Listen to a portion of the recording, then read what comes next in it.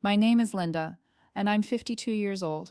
I live in Portland, Oregon, where the rain falls almost every day during winter, and the gray clouds seem to match the color of my mood lately. I never thought I'd be telling this story, but here I am, sitting in my small apartment, looking at the empty driveway where my son's car used to be parked when he visited me regularly.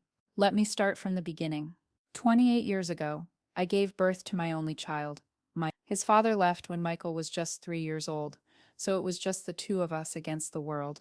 I worked double shifts as a nurse at Portland General Hospital, sometimes 16 hours a day, just to make sure Michael had everything he needed: new school clothes, soccer cleats, tutoring when his grades dropped, and later college tuition that cost me my entire retirement savings. Michael was my pride and joy.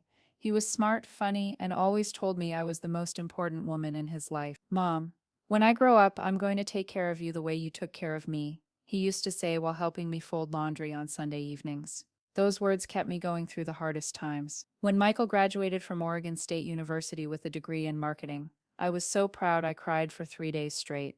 He got a good job at a tech company in downtown Portland, and for the first time in my life, I felt like all my sacrifices had been worth it. He moved into a nice apartment, and every weekend we'd have dinner together. He'd tell me about his work, his dreams of starting his own business someday, and I'd listen with the biggest smile on my face. Everything changed when he met Sarah. I first met Sarah on a rainy Thursday evening in October 2019. Michael had invited me to dinner at their favorite restaurant, Bamboo Grove, in the Pearl District. The moment I walked in, I could see her sitting at a corner table, checking her phone with a bored expression. She was beautiful. I'll give her that: long blonde hair, perfectly applied makeup, and wearing what looked like a very expensive dress. Mom, this is Sarah, Michael said, his face lighting up like a Christmas tree. Sarah, this is my mom, Linda. Sarah looked up from her phone, gave me a quick glance, and extended a limp hand. Oh, hi, she said, her voice flat and uninterested. No smile, no warmth, just obligation. During dinner, I tried my best to connect with her. I asked about her job as a real estate agent, her family, her interests. Every answer was short and dismissive. Meanwhile, Michael hung on her every word, like she was speaking pure gold. Sarah just closed $1 million house sale, Michael bragged, squeezing her hand across the table. That's wonderful, I said genuinely. You must work very hard. Sarah shrugged. It's not that hard when you know what you're doing, she replied, then immediately turned back to Michael. Babe, did you remember to make the reservation for our weekend in Napa? I watched as my son's attention shifted completely to her, as if I had suddenly become invisible. This became a pattern I'd noticed more and more as the months went by. 6 months later, Michael called me on a Sunday morning, his voice trembling with excitement. Mom, Sarah said yes. We're engaged. My heart should have been filled with joy, but instead, I felt a cold knot forming in my stomach. That's that's wonderful, honey, I managed to say. When's the wedding? We're thinking next fall. Sarah wants a big wedding, and I want to give her everything she dreams of. The wedding planning became a nightmare I never saw coming. Sarah insisted on having the ceremony at the Columbia River Gorge, one of the most expensive venues in Oregon. The cost was astronomical, over $60,000. When Michael told me the price, I could see the worry in his eyes. Don't worry about it, son, I found myself saying, even though every rational part of my brain was screaming at me to stop. I have some money saved up. I want to help. Mom, I can't let you do that. That's too much. Michael, you're my only child. Your happiness is all that matters to me. I ended up paying for $40,000 of that wedding. Money I had been saving for years. Money I had planned to use to finally take a vacation, maybe buy a small house instead of renting this tiny apartment. But seeing the relief on my son's face made it all seem worth it. The wedding day was beautiful. Despite the light drizzle that's so typical of Oregon in October, Sarah looked stunning in her $3,000 dress, and Michael looked happier than I'd ever seen him. During the father-daughter dance, since Sarah's father had passed away years earlier, Michael danced with both Sarah and her mother, Patricia. I watched from my table as my son spun Patricia around the dance floor, both of them laughing and talking. Patricia lived in Seattle and had flown in just for the wedding, but somehow She and Michael had developed an instant connection. She was everything I wasn't. Sophisticated, well-traveled, always dressed in designer clothes. She owned a successful interior design business and lived in a penthouse overlooking Elliott Bay. After the wedding, things started changing rapidly. Michael's visits became less frequent.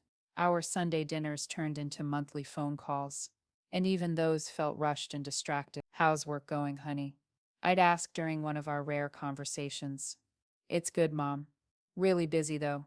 Sarah and I are looking at houses, and Patricia has been helping us find the perfect neighborhood. Did you know she decorated homes for several celebrities?" There it was again. Patricia. It seemed like every conversation somehow circled back to Sarah's mother and how amazing she was. The house hunting went on for months. Every time Michael called, he'd tell me about another property they'd looked at, always with Patricia's input. Patricia thinks the kitchen needs to be completely renovated, or Patricia says the neighborhood isn't quite right for our lifestyle. Finally, in March 2021, they found the perfect house in West Hills, one of Portland's most exclusive neighborhoods. It was a beautiful four-bedroom colonial with a view of the city, but the price tag was crushing. $450,000. "Mom," Michael called me on a rainy Wednesday evening, his voice heavy with stress. "I need to talk to you about something important." I knew it was coming before he even said it. "The house. We're 20,000 short for the down payment. Sarah's been crying every night because she's afraid we'll lose it. I've already talked to the bank, applied for every loan I can think of, but my credit isn't quite good enough for the full amount." My heart broke seeing my son so distressed. "How much do you need?" 20,000. "I know it's a lot, Mom. I know you've already done so much for us." I looked around my small apartment, at the second-hand furniture I'd been using for years, at the stack of medical bills on my kitchen counter from a minor surgery I'd had the previous month. $20,000 would wipe out the rest of my savings, but seeing my son's desperation made the decision for me. "I'll transfer the money tomorrow," I said quietly. "Mom, are you sure? I promise I'll pay you back every penny." "Don't worry about it, Michael. Family helps family." The next day, I went to my bank and transferred $20,000 to Michael and Sarah's account. That evening, Michael called me, his voice filled with gratitude and excitement. "Mom, you're amazing. Sarah is so happy she's crying tears of joy. We're going to close on the house next week." But those tears of joy didn't extend to me. Sarah never called to thank me, never sent a card, never even mentioned it when I saw her at Michael's birthday dinner the following month. A year passed, and I started noticing even more changes in my son's behavior. He began canceling our plans more frequently, always with the same excuse. Sarah has something planned with her mom, or Patricia is visiting, and Sarah wants to spend family time together. The breaking point came on a cold February morning. I had been feeling sick for several days, a persistent cough and fever that just wouldn't go away.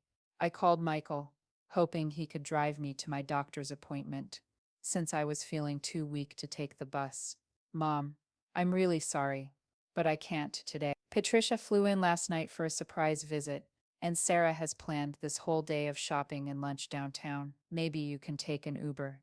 I hung up the phone and stared at the wall for a long time. My son, the same boy I had rocked to sleep during thunderstorms, the same young man I had put through college while living on ramen noodles and peanut butter sandwiches, was too busy entertaining his mother-in-law to help his own mother get to a doctor's appointment. I took the Uber to my appointment alone, sitting in the back seat with a fever of 101 degrees, watching the Portland skyline blur through the rain-streaked windows. The doctor diagnosed me with pneumonia and prescribed antibiotics that cost me $60 I could barely afford. Things continued to deteriorate over the next year.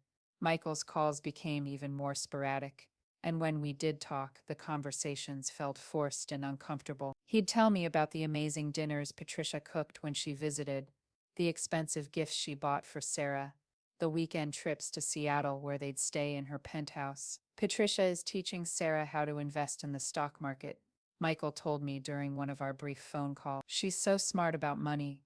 She's already made Sarah $15,000 in profits.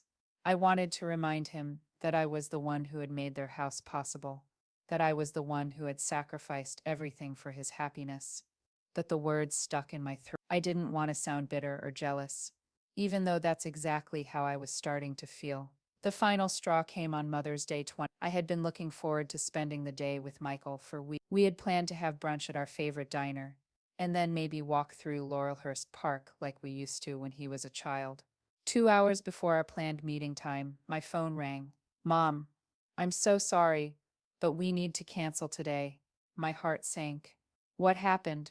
Are you okay? Patricia surprised us with tickets to some fancy Mother's Day event at the Portland Art Museum. Sarah is so excited, and I can't disappoint her. Maybe we can do something next weekend. I sat in my apartment that Mother's Day, eating a frozen dinner and watching other families walk by my window, laughing and carrying flowers and gifts. That night, I cried harder than I had since Michael's father left us 25 years earlier. A month later, something happened that would change everything. Michael called me on a Tuesday afternoon, and I could hear the excitement in his voice immediately. Mom, I have incredible news. I got promoted to regional manager, and the company is giving me a huge bonus. $30,000. Sarah and I decided to buy a new car to celebrate. That's wonderful, honey. What kind of car are you thinking about? A BMW. Sarah's been wanting one for months, and Patricia thinks it would be perfect for our lifestyle. Of course, Patricia was involved in this decision too. The only problem is, Michael continued, even with my bonus, we're still about 15,000 short. The dealer is offering financing, but the interest rate is really high. Here it was again. My son, calling his mother to solve his financial problems. I know I still owe you money from the house and the wedding, but I promise I'll pay you back everything as soon as I get my next bonus. This promotion is going to change everything for us. I closed my eyes and thought about my own car, a 2008 Honda Civic with 18,000 miles on it, rust spots along the doors, and a heater that only worked when it felt like it. I thought about all the times I'd driven that car to the hospital for those double shifts, saving every penny I could for Michael's future. Okay, I heard myself saying, I'll help with the car. Really? Mom, you're the best. Sarah is going to be so happy. But I never heard any happiness or gratitude from Sarah. In fact, over the next few months, I began to notice that she actively avoided me. Whenever possible, if I showed up at their house unannounced, she'd suddenly remember an appointment she had to rush off to. If Michael invited me to dinner, she'd spend the entire evening texting on her phone or talking about Patricia. The BMW became a symbol of everything that was wrong with our relationship. Every time I saw that shiny blue SUV in their driveway, I remembered the sacrifice I'd made, while also knowing that Sarah saw it as something she deserved, something that had nothing to do with me.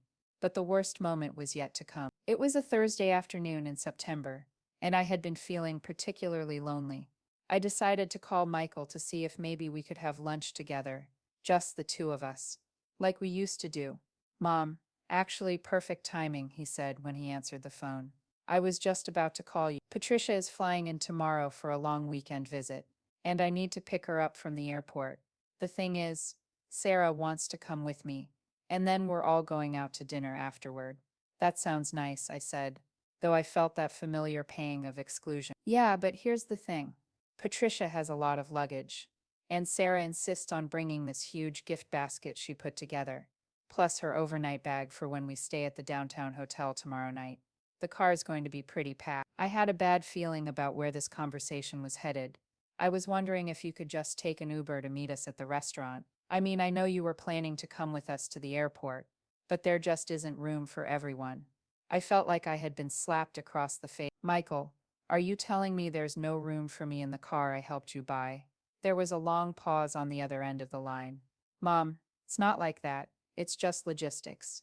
The car's going to be full with Patricia's stuff, but there's room for Sarah. Well, yeah, Sarah is my wife, and Patricia is her mother. And I'm your mother, Michael. The mother who worked 16-hour shifts to put you through college. The mother who paid for your wedding, helped you buy your house, and gave you the money for that car you're now telling me I can't ride in. Another long pause. Mom, you're being dramatic. It's just one time, and it's just practical. I'll get you an Uber, and you can meet us at the restaurant. Everything will be fine. I hung up the phone without saying goodbye. That night, I lay in bed staring at the ceiling, replaying every sacrifice I had made for my son, every missed vacation, every secondhand piece of furniture I'd bought so I could save money for his future, every time I'd chosen his happiness over my own comfort. And now I wasn't even welcome in the car I had helped him purchase. The next morning, I made a decision. I called Michael back. I won't be joining you for dinner tonight, I said calmly. Mom, don't be like this. We can work something out. No, Mike, you made your choice very clear yesterday. Enjoy your dinner with Patricia. For the next 2 months, I didn't hear from Michael at all. No phone calls, no text messages, no invitations. It was as if I had simply disappeared from his life. I spent those weeks reflecting on how I had gotten to this point, how the son I had raised to be kind and grateful had become someone who could treat me like an inconvenience. Then, on a surprisingly warm November afternoon, something happened that would change everything. I had decided to treat myself to a rare afternoon out. Using some of the little money I had left, I took the bus downtown to Pioneer Courthouse Square. Portland was having one of those beautiful fall days where the sun breaks through the clouds and makes the entire city look gold. I was walking past the food trucks near the square when I saw them. Sarah was sitting at one of the outdoor tables at a trendy cafe, but she wasn't alone. A man I had never seen before was sitting across from her, leaning in close, his hand covering hers on the table. He was handsome in that polished way, expensive suit, perfectly styled hair, the kind of man who looked like he belonged in Sarah's world of luxury and sophistication. I watched, frozen in place, as Sarah leaned forward and kissed him, not a friendly peck on the cheek, but a long, passionate kiss that left no doubt about the nature of their relationship. My first instinct was to look away, to pretend I hadn't seen anything, to protect my son from this devastating truth. But then I remembered the conversation about the Uber, the years of being pushed aside, the way Sarah had treated me like an unwelcome stranger in my own son's life.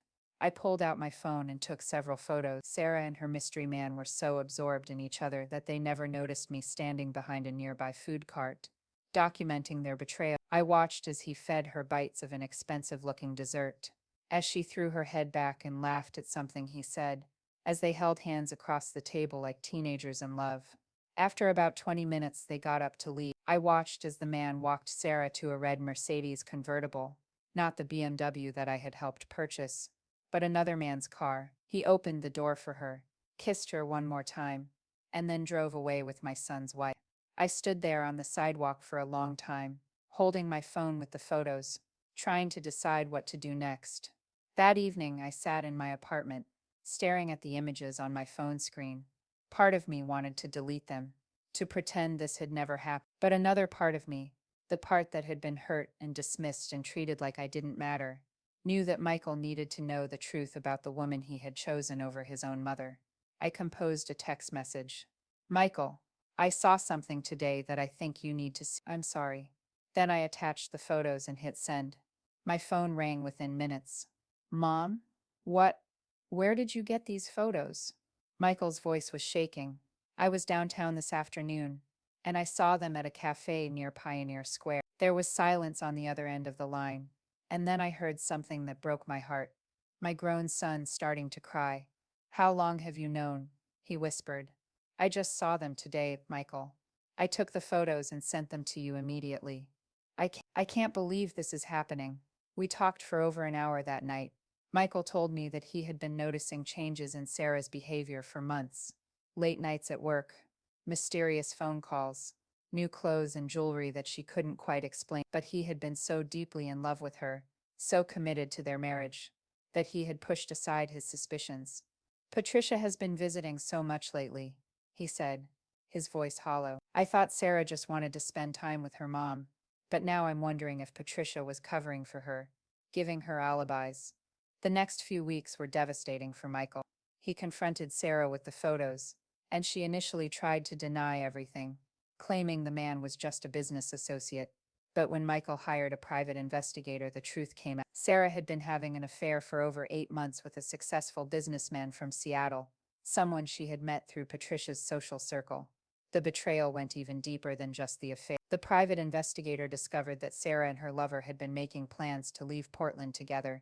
She had already started moving money out of their joint accounts, including some of the money I had given them for the house down payment. During the divorce proceedings, which lasted 4 painful months, Michael called me almost every day. We talked more during those 4 months than we had in the previous 2 years combined. Mom, I owe you such a huge apology, he said during one of our conversations. I got so caught up in trying to make Sarah happy that I forgot about the person who had always been there for me. Michael, you don't need to apologize for loving your wife, but I do need to apologize for the way I treated you. The Uber comment, canceling our plans, making you feel like you didn't matter, none of that was okay.